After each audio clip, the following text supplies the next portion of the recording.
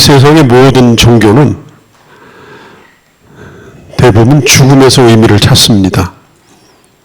그래서 죽은 자를 기념하고 어마어마한 무덤을 만들어 놓고 그리고 그 이름을 거기에 기록합니다. 그러나 기독교는 부활해서 그 의미를 찾습니다. 물론 기독교는 십자가의 종교입니다. 그러나 부활이 없는 십자가라면 그건 아무런 의미가 없습니다.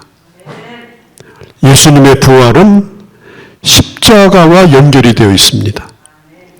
예수께서 우리 죄를 위해서 죽으시고 그 죽으신 것이 효력이 있으려면 살아나야 됩니다. 그래서 주님은 살아나셨습니다. 그리고 부활의 예수님을 믿지 않고서는 예수를 믿는 것이 아닙니다. 오늘날 예수 믿기 위해서 생명을 바치든지 재산을 다 뺏기든지 그런 일은 없습니다. 예수 믿기 위해서 목숨을 걸 필요는 없습니다. 손해볼 것도 그렇게 많지 않습니다. 그러나 부활을 믿지 않는 사람이 아무리 세련되게 그럴듯하게 종교인으로 살았다 한들 그것은 마지막 날 다 헛수고가 되고 맙니다. 그건 열심히 종교생활을 한 거지 그가 기대했던 것은 구원이 아닙니다. 그래서 우리는 주일마다 신앙 고백을 하는 이유가 뭐냐? 나는 분명히 이렇게 믿는다는 것입니다. 지금도 믿고 오늘도 믿고 앞으로도 믿을 거라고 하는 그런 결단입니다. 본디오 빌라도에게 고난을 받으사 십자가에 못 박혀 죽으시고 장사된 지 사흘 만에 죽은 자 가운데서 다시 살아나시오. 우리는 이 주님의 부활을 믿는 거예요. 그리고 하늘에 오르시어서 전능하신 하나님 우편에 앉아 계셨다가 다시 이 땅에 오시는 그 예수 그리스도를 분명히 믿는 믿음을 가지고 이 고백을 하는 사람들이 바로 부활의 신앙을 소유한 사람들인 겁니다. 그러면서 오늘도 여기 모인 모든 주의 자녀들은 바로 부활의 신앙을 가지고 여기에 모인 줄로 믿습니다. 예수 그리스도의 부활을 목격했던 사람들이 그리고 자기 자신들이 살아날 걸 믿을 뿐 아니라 그것을 증거함으로 인해서 교회가 생겼고 그리고 지금까지 이 땅에 교회가 존재합니다. 그런 면에서 이 교회는 바로 부활의 공동체입니다. 부활을 믿는 자들이 모여 있는 것이 바로 이 기독교 교회인 것입니다. 그리고 이 주일날이 생긴 이유가 뭐냐? 주님이 부활하신 날을 기념하여 첫째 주 모이고 둘째 주 모이고 셋째 주 모이고 그 모이는 전통이 결국은 주일의 시작이 된 겁니다. 그러니까 이 주일의 뿌리는 부활주일입니다. 그리고 주일 가운데 가장 정점에 있는 최고의 주일이 바로 이 부활주일인 것입니다. 그런 면에서 오늘 여러분들이 어려움 가운데서도 이 주일을 잃어버리지 아니하고 주님 앞에 나와서 이 주님을 예배한다고 하는 이 사실이 아마 2020년 이 한 해를 살면서 아니 어쩌면은 우리 생에 끝까지 기억될지 모르는 이런 어려움 속에서 내가 2020년 부활주일 예배를 하나님의 교회에 나와서 드렸다고 하는 이 사실이 우리에게 얼마나 큰 기쁨이고 얼마나 큰 간증이고 얼마나 큰 내 인생의 기억이 되겠습니까? 참으로 감격스럽지 않을 수가 없습니다. 왜냐 우리는 이것보다 더 힘들고 어려운 아니 어쩌면 순교를 각오해야 되는 그런 상황 가운데서도 주님의 부활을 잊어서는 안 되는 자이고 주님의 부활을 우리는 예배해야 되는 자라고 하면 오늘 여기 나오신 이 여러분들 오늘 여기에 와 있다는 사실이 우리에게 큰 신앙의 고백이요 간증이 될 줄로 믿습니다. 지금 지금 이 기독교회는 예수 그리스도의 부활을 역사적 사실로 믿습니다. 그리고 믿는 자에게 영원한 생명을 주시는 것을 믿습니다. 예수 그리스도의 이 부활이 사실이 아니라면 우리가 이런 걸 믿는 건 아무 소용이 없는 겁니다. 왜 믿는 겁니까? 아니 부활이 없는데 아무리 그 가르침이 대단하고 아무리 그분의 교훈이 좋고 그분의 삶이 아름다워도 우리가 그분을 믿을 필요가 뭐가 있겠습니까? 아, 좋은 분 한 분 계시구나. 뭐 스스로 모시면 되는 거지. 그러니까 이 부활이 없다고 하면 이 기독교는 존재 자체가 없는 거고 신앙이라고 하는 건 있을 수가 없는 거예요. 그래서 부활이 중요한 겁니다. 예수님의 제자를 포함해서 500여 명의 사람들이 예수님의 부활을 감람산에서 보았습니다. 지금도 감람산 밑에 가면은 공동묘지가 있습니다. 저는 그 공동묘지를 몇 번 내려가 봤어요. 사진 촬영하려고. 그런데 그 주님께서 그 감람산 꼭대기에서 주님이 부활하셨어요. 이 땅에 수많은 무덤들이 존재하는 그곳에서 저는 참 감회가 깊었습니다. 500여 명의 사람들이 예수님의 부활을 목격했습니다. 실제로 거기서 봤습니다. 우리 주님이 말씀했습니다. 사도행전 1장에서 너희가 본 이 예수는 본 그대로 반드시 오게 될 것이다.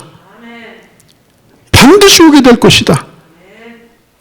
그리고 그 이후로 단 한 사람도 예수님이 부활하지 않았다고, 내가 쏘았다고, 내가 헛보았다라고 양심선언 한 사람이 없습니다.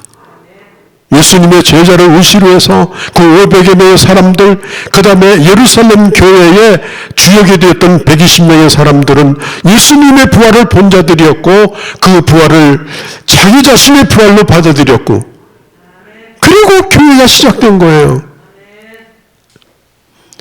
여러분, 예수님의 이 죽음은 마침표가 아니에요. 예수님의 죽음은 바뀌는 바뀐표입니다. 이제 음악에 보면 장조가 단조로 바뀌고 이런 거 있잖아요.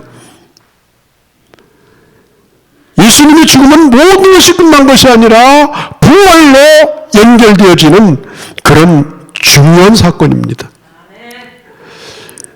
여러분, 부활의 약속을 받지 못하고 살아가는 인생은 이 세상에서 잠깐 동안 존재하지만은 여러분, 그 생명은 무의미한 것입니다. 나무에서 잘려나간 가지들, 여러분 처음에는 무성하고 푸르고 향도 있습니다. 그러나 얼마 가지 않으면은 결국은 생기도 사라지고 말라서 죽게 됩니다. 여러분, 이렇게 봄이 되어서 산에 지금 푸릇푸릇 나무들이 돋아나는데 그 온 산에 있는 나무는 딱 두 가지로만 분류가 됩니다. 살아있는 나무, 죽은 나무. 살아있는 나무는 반드시 이파리가 무성할 것이요 꽃이 필 것입니다. 죽은 나무는 썩어갈 것입니다. 오늘 이 세상에 수십억의 인구가 살지만 딱 두 가지밖에 없습니다.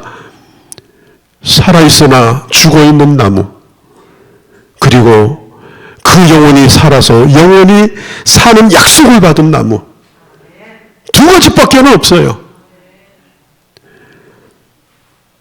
여러분, 이 부활은 추상적인 진리가 아니에요. 누가 산속에 들어가가지고 깨달은 진리가 아니에요. 여러분, 예수님의 부활은 사건입니다. 내가 어떤 사건을 모른다고 해서 그 사건이 사건이 아닌 게 아니에요. 나 잘 몰랐는데, 몰라도 사건은 사건이에요. 아, 나는 그거 안 믿어. 안 믿어도 사건이에요, 그것은. 안 믿는 것은 그 사람의 자유일지 몰라요. 그러나 예수 그리스도의 이 부활의 사건은 이것은 역사적 사실이고 이것은 진리인 것입니다. 내가 안 믿는다고 해서 없어지는 것이 아니고 없다고 해서 없는 것이 아니에요.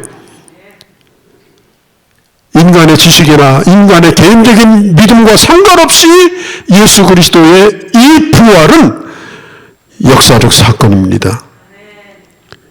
그래서 우리는 이 부활을 선포할 수 있는 것이고 예수님의 이 부활을 우리는 믿을 수 있는 것입니다.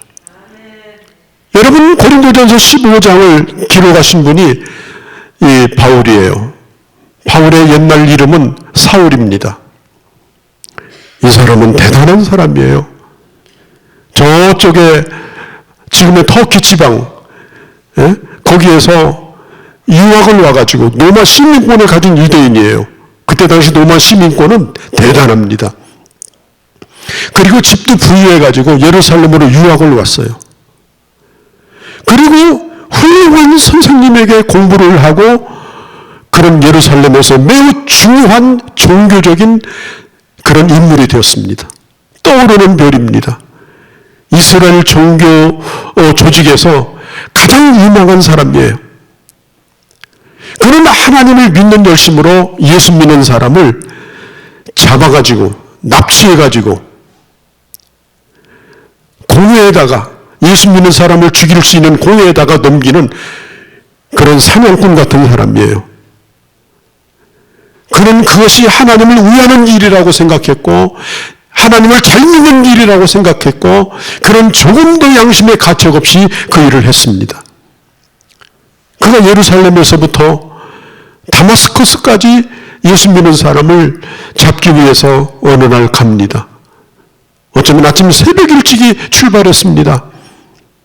그런데 한참 더운 대낮이 될 때 낮 12시에 낮 12시라는 게 중요해요.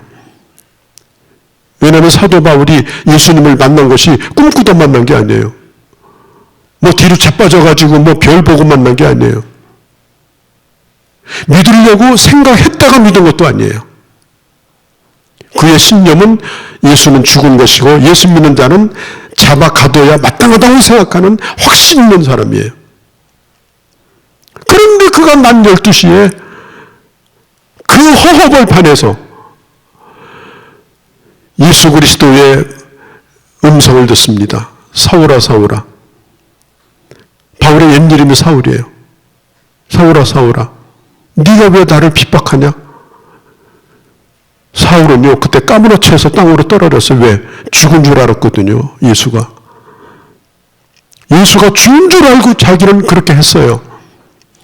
그런데 죽은 줄 알았던 예수가 낮 12시에 햇빛보다 더 밝은 빛 가운데서 그의 이름을 불렀습니다. 네가 왜 나를 핍박하냐? 사울은 그 자리에서 무릎을 꿇었습니다. 그리고 그가 가고자 했던 다마스커스에 가서 아나니아라는 사람에게 구체적으로 예수님에 대하여 복음을 듣고 세례를 받고 그는 새로운 인생을 시작한 사람입니다. 그래서 고린도전서에서 사도 바울이 뭐라고 말하느냐? 나는 과거에 교회를 핍박하였던 사람이므로 나는 사도라고 칭함을 받기에 감당하지 못할 자로다. 나의 나된 것은 오늘 내가 부활을 전하는 사도로서 내가 오늘 살아가는 것은 하나님의 은혜로 된 것이니 내게 주신 은혜가 헛되지 아니하여 내가 모든 사도보다 더 수고하였으나 이것도 또한 하나님의 은혜로다. 사도 바울은 고백합니다. 나는 그렇게 할 자격이 없는 사람인데 주님이 나를 부르셨습니다. 이게 다 은혜고 복음 전하는 것도 오늘 은혜고 그는 그렇게 복음을 전하다가 그 이후로 30년 후에 로마 감옥에서 참수형을 당해서 네로 황제에게 순교를 당합니다. 그가 복음을 전했던 고린도 교회가 바울이 고린도 교회를 개척할 때 이 부활에 대한 말씀을 분명히 전했거든요. 그리고 부활을 믿은 하나님의 사람들이 모여서 교회를 이루었습니다. 그런데 얼마 되지 않아가지고 이 부활을 부인하는 사람들이 생겨났어요. 바울이 아주 그냥 격분을 합니다. 매우 격분합니다. 그러면서 바울이 하는 얘기가 뭐냐면 왜 부활이 없다고 하느냐? 왜 부활이 없다고 하느냐? 내가 지금부터 죽은 자의 부활에 대한 얘기를 내가 하겠다. 그리고 기록한 것이 바로 고린도전서 15장입니다. 13절에 보면 바울이 이렇게 말합니다. 만일 죽은 자의 부활이 없으면 그리스도도 다시 살아나지 못하였으리라. 죽은 자의 부활이 없다면, 예수의 부활이 없다면 어떻게 그 예수가 나사로를 살려줬느냐? 어떻게 죽은 자를 살렸느냐? 사실 여러분, 예수님의 제자들도 처음에는요, 부활을 보고도 안 믿었어요. 어느 정도냐? 부활을 확인했던 이 베드로라고 하는 사람도요, 100% 안 믿었어요. 한 30% 정도 믿은 것 같아요. 그리고 갈릴리 바다로 고기 잡으러 이제 제자 딱지 떼고 도망가 버렸어요. 그러니까 예수님의 부활을 실제로 보았던 사람도 이 부활을 믿기 어려웠던 사건이에요. 사실인데도. 왜? 이것은 인간의 과학과 상식과 인간의 논리를 뛰어넘는 특별한 사건이기 때문에. 그래서 주님은 어떻게 하든 이 부활을 믿게 하려고 이 도마 같은 제자가 나는 그분의 상처를 확인하기 전에는 나는 믿지 않겠다라고 말하니까 주님이 두 번째 나타나셔가지고 이 도마에게 자기의 상처를 보여주신 거예요. 고린도전서 15장 14절에 보면 바울이 말합니다. 주님이 다시 살아난 것이 없다면 우리가 전파하는 것도 헛된 것이다. 또 우리 믿음도 헛된 것이다. 이 헛되다라는 말은 공허하다, 허황되다, 외형만 있다 이런 뜻이에요. 여러분, 그것이 이 세상의 종교 아니에요? 여러분, 종교가 얼마나 화려합니까? 그런 종교에 수천만 수억이 모이잖아요. 그러나 여러분,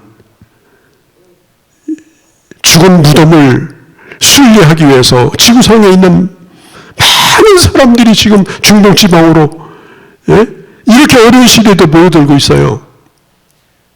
죽은 자의 무덤을 기념하기 위해서. 여러분, 부활이 없다면요, 우리는 예수 믿을 필요가 없는 겁니다. 부활이 없는데 왜 믿어요? 그리고 18절에 있는 것처럼 이 세상뿐이라면 또 예수 믿는 사람은 제일 불쌍한 사람이에요. 우리가 이것으로 인생이 다 끝난다면, 이것으로 인생이 다 소멸되어 버린다면 우리는 정말 이 세상에서 불쌍한 자들입니다. 그러나 예수 그리스도의 이 부활이 있기 때문에 우리는 결코 동정을 받을 자가 아닙니다. 저는 이번에 이런 어려운 일들을 보면서 이 세상은 기독교를 이해하지 못합니다. 이 세상은 우리가 믿는 믿음에 대해서 이해하지 못합니다. 교회가 왜 이 땅에 세워졌는가에 대해서도 이해하지 못합니다. 오늘 그리스도인들이 정말 중요하게 여기는 것이 뭔가도 잘 모릅니다. 이 세상은 집회와 예배도 구분하지 못하는 것이 이 세상입니다. 교회 모여서 예배하는 걸 집회한다고 합니다. 그게 이 세상이에요.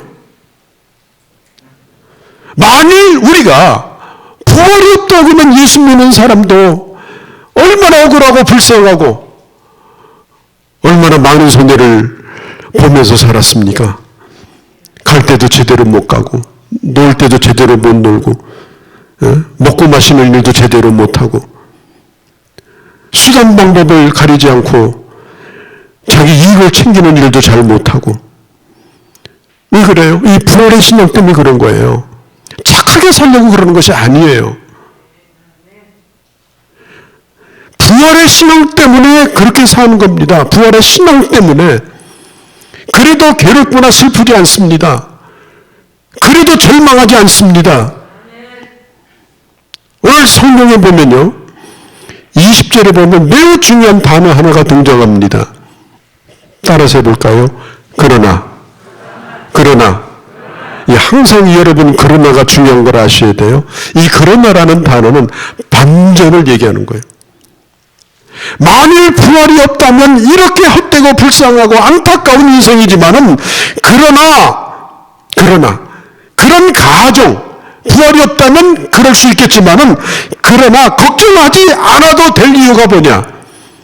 예수 그리스도가, 따라합시다, 부활의 첫 열매가 되셨다. 예수님은 부활의 첫 열매가 되셨어요. 잠자는 자들의 첫 열매. 그러니까 예수님의 부활은 한 개인의 부활이 아니에요. 모든 사람을 살리는 출발점이 되는 1등이 바로 대표가 예수 그리스도예요. 예수 그리스도는 죽은 자의 부활을 보장하는 대표 선수로서의 부활이 바로 예수 그리스도의 부활이에요. 인간에게 대표 선수가 있었죠. 그게 아담과 하와예요. 그래서 아담이라는 말 자체가 사람이라는 뜻이에요. 아담, 사람. 아담은 한 개인이 아니라 모든 인간의 대표로 하나님께서 이 세상에 지음받은 최초의 피조물이에요. 최초의 피조물. 대표예요. 그런데 그가 죄를 범함으로 죽어버린 거예요. 죄를 범함으로 하나님을 떠나버린 거예요. 그래서 그 이후로 모든 인간은 하나님으로부터 분리된 채 육신의 생명만 가지고 살아가는 그런 불쌍한 존재가 되고 만 겁니다.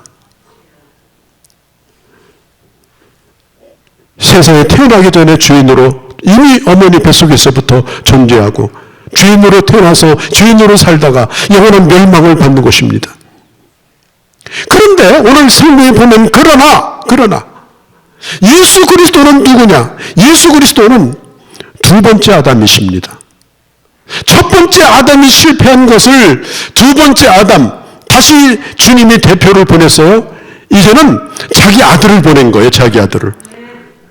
아담을 만든 것이 아니라 자기 아들을 보내서 죽은 자 가운데서 부활하게 하심으로 그 예수 그리스도를 믿는 모든 자에게 이 부활의 약속과 축복을 베풀어 주신 줄로 믿습니다. 여러분, 이 자연계에도 처음 열매를 따면 이 나무는 이 나무구나.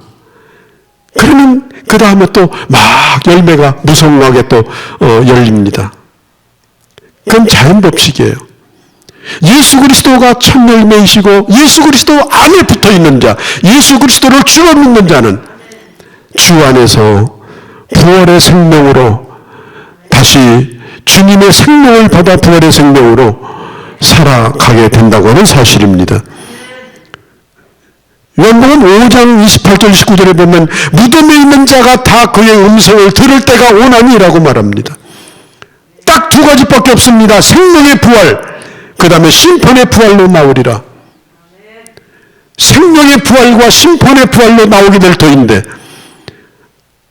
오늘 22절에 있는 대로 고린도전서 15장 22절, 아담 안에서 모든 사람이 죽은 것 같이 그리스도 안에서 모든 사람이 삶을 얻으리라. 네. 마지막 아담, 내게 생명을 주시는 나의 대표 선수, 나의 주님, 나의 왕, 나를 살리시는 그분이 부활하신 날이 오늘 이 부활주일입니다.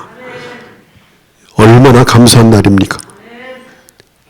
그리고 23절에 보면 따라서 할까요? 차례대로 되리니 먼저는 첫 열매인 그리스도요, 다음에는 그 예수 그리스도 안에 있는 자, 그 예수 그리스도, 예전 성경에는 예수 그리스도에게 붙어 있는 자, 순서가 있어요. 주님이 먼저 부활하셨고 그리스도를 믿는 자, 그리스도에게 붙어 있는 자, 이 순서대로 차례대로 되리니라는 말은 타그마라는 말인데요. 이게 뭘 뜻하는가 하면 이제 군대 있을 때 사열식을 하는데요. 1중대, 2중대, 3중대 이 사열대 앞을 다 이렇게 지나갑니다. 예? 그럼 1중대가 지나가요. 그 다음 2중대가 지나가요. 그리고 첫 번째 그 지나가신 분이 누구냐? 예수 그리스도예요. 차례대로 되리니 첫 열매는 그리스도가 먼저요.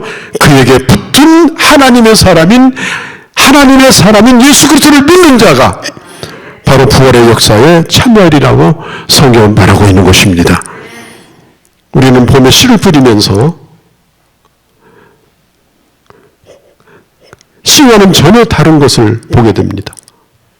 씨 씨와 다른 색깔, 씨와 다른 향기, 씨와 다른 모습, 씨보다도 몇천 배, 몇만 배 크고 아름다운 것들을 우리는 보게 됩니다. 우리 육신이라고 하는 건 참 보잘게 없습니다. 영도가 몇십 년밖에 안 돼요. 그것도 점점 이렇게 연식이 되면서 이게 부패되고 이게 약해지다가 나중에 그냥 폭삭 가라앉으면 떠나는 거예요. 정말 이 인간의 몸이라고 하는 건요, 씨에 불과한 거예요, 씨에. 그런데 이 씨가 이 땅에서 생명을 다하고 썩어져 갈 때에 성경은 분명히 말합니다. 썩을 것이 썩지 아니할 것을 입을 것이다. 우리가 육신을 가지고 사는 게 얼마나 욕됩니까? 비굴해지고 비겁해지고 타협하게 되고, 그래서 육신은 욕된 거예요. 욕된 것이 영광스러운 것을 입습니다. 예수 그리스도 안에 있는 자는 우리가 이 세상에서 상상도 할 수 없는, 육신을 바라보며 상상할 수 없는 어마어마한 변화된 모습으로 마지막 날 예수 그리스도를 보게 되는 이런 축복을 오늘 성경은 우리에게 약속해 주신 것입니다. 여러분, 죽음이라고 하는 게 얼마나 두려운 겁니까? 내 육신이 한 줌의 흙으로 돌아가서 싸늘한 땅에 묻힌다고 생각하면 얼마나 기가 막힙니까? 오늘 아침에 뉴욕에 있는 방송 아침에 잠깐 봤는데, 그 뉴욕에 지금 시신을 묻을 데가 없어가지고 외곽지대에다가 들판에다가 땅을 쭉 파고 관을 다 이렇게 지금 눕혀놨더라고. 지금 미국에서. 예? 하루에 1,000명 이상씩 죽는 자가 생기고, 특별히 뉴욕 지방이 지금 그런 상황이에요. 얼마나 이 인간의 육신이라고 하는 것이 연약하고 얼마나 허무하고 또 얼마나 이게 잔인한 겁니까? 그래서 우리는 사는 것을 그렇게 지겨워하고 아유 살아서 뭐나 이러면서도 우리는 죽음을 두려워하는 거예요. 이 땅에 죽음보다 강한 것은 아무것도 없습니다. 어떤 것도 죽음을 이기지 못합니다. 죽음은 끝입니다. 그리고 죽음의 두려움에서 자유로운 사람도 없습니다. 오늘 성경은 이렇게 말합니다. 사망아, 너의 승리가 어디 있느냐? 네가 나를 이길 수 있느냐? 사망아, 네가 나를 넘어뜨릴 수 있느냐? 사망아, 네가 독침을 쏘듯이 나를 쏴서 죽일 수 있겠느냐? 너의 쏘는 것이 어디 있느냐? 너의 쏘는 타켓은 바로 죄다. 그러나 예수 그리스도 안에서 내 죄는 완전히 사함을 받았기 때문에 너를 아무리 달려들어도 나를 사망의 도구로 쏘지 못할 것이다. 예수 그리스도를 믿는 하나님의 사람은 오늘 57절에 있는 것처럼 이렇게 고백합니다. 우리 주 예수 그리스도로 말미암아, 이것은 부활하신 주님을 가르쳐요. 우리 주 예수 그리스도로 말미암아 우리에게 이김을 주시는 하나님 앞에 감사하노라. 이 죽음으로부터 이김을 주신 하나님 앞에 감사하노라. 그러므로 이제부터 우리는 견고하고 흔들리지 말아야 됩니다. 견실해야 됩니다. 꿋꿋이 서 있어야 됩니다. 인간은 조금만 잘 되면 교만해지고 좀만 어려우면 낙심좌절하기 쉽습니다. 이걸 변함없이 이기는 길은 바로 부활의 신앙을 가지고 사는 것입니다. 그리고 내가 육신이 살아있을 동안 내가 해야 될 일은 뭐냐? 죽는 날만 기다리는 것이 아니라 주의 일에 힘쓰는 자들이 되어야 합니다. 성경은 더욱 힘쓰라고 말합니다. 왜 더욱 힘써야 되느냐? 반드시 헛되지 않기 때문에, 반드시 하나님의 보장이 있기 때문에. 우리가 썩을 육신을 가지고 살지만은 이 육신을 가지고 사는 동안에도 주님을 위해서 부활의 신앙을 가지고 주님을 기쁘시게 하는 일에 전심전력하여 살아간다면 결코 이 땅에서의 삶도 허무한 것이 아니다.